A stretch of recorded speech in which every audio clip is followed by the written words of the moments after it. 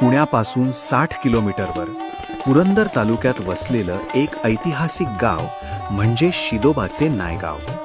शहाजीराजे भोसले यांच्या जहागिरीतील या गावात आजही एक अजब प्रथा पाळली जाते. इथे कुणीही दुमजली घर किंवा कौलारू छप्पर बांधत नाही, कारण तसं केल्यास ते कोसळतं अशी इथली पूर्वापार श्रद्धा आहे.